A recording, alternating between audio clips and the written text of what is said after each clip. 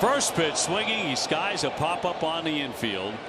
Infield fly, and the catch will be made by Polanco. Infield fly interference is a play we have not seen prior to this year in baseball for about 11 seasons. But this year, we've seen it 3 times. Let's go to Boston. Now watch this. O'Neill has to see where Turner is. He has to get out of the way. He just has to. But it's Polanco that catches it. A lot going on we're going to delve into. Runners on first and second, 1 out. We know that's an infield fly situation. The batter pops a fly ball on the infield, so an infield fly is declared. Umpire mechanic, of course, pointing up like that. The umpires communicate prior to every play. For an infield fly, they let each other know, hey, we have an infield fly situation, and then we have an interference call. And the part a lot of people are getting a little fumbled on is, how can you call interference on a runner interfering with, say, the first baseman if the second baseman is the one who catches the ball? And we need to turn to the rulebook definition of interference to answer that. You know, if Turner catches this ball, I totally get it, but... Well, the inning is over. Wow. Offensive interference is an act by the team at bat which interferes, obstructs, impedes, hinders, or confuses any fielder attempting to make a play.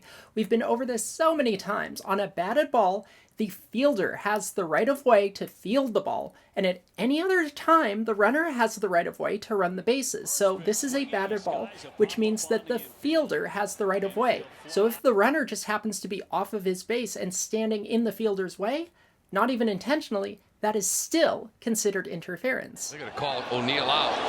How do you call O'Neill out? Wow. Interfering.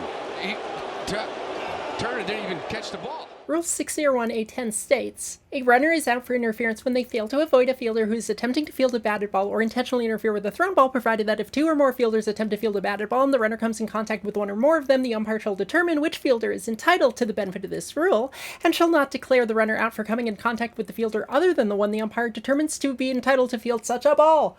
How do you call O'Neill out? Wow. Interfering. Now, it is a double play when interference occurs during an infield fly situation. We'll return to that in a second. That's how you get the 2 outs on this. But let's talk about which fielder was entitled to the benefit of protection for fielding the batted ball. Infield fly, and the catch will be made by Polanco. Who would we ordinarily expect to catch this ball, ordinary effort, where it's hit? Is this the first baseman's ball or the second baseman's ball? The umpire rules that the first baseman is the fielder entitled to this ball.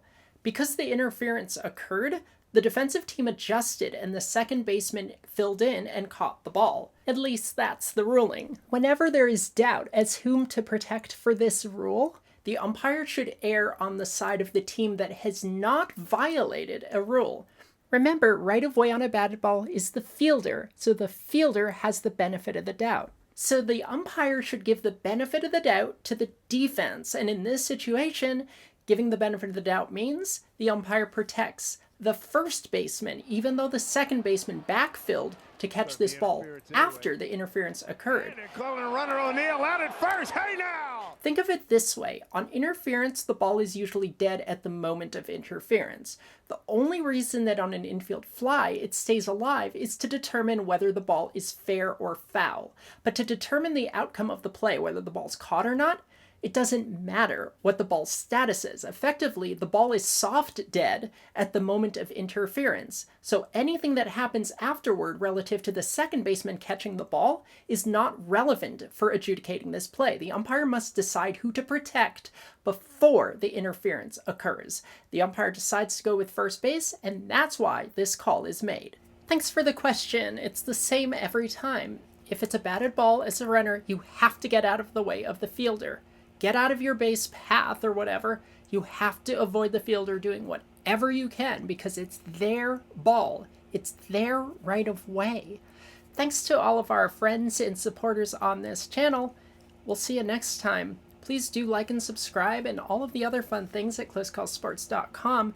We've been going over plays like this one for a really, really long time. It's kind of funny, we've had 3 of them this year. One was in Chicago, one in Anaheim, and now, of course, this one in Boston. And all 3 of them, the umpires called infield fly interference, which is a double play. And in all 3 of them, the manager argued. Girardi, wow, I'm dating myself here. Aaron Boone was ejected in Anaheim for arguing his.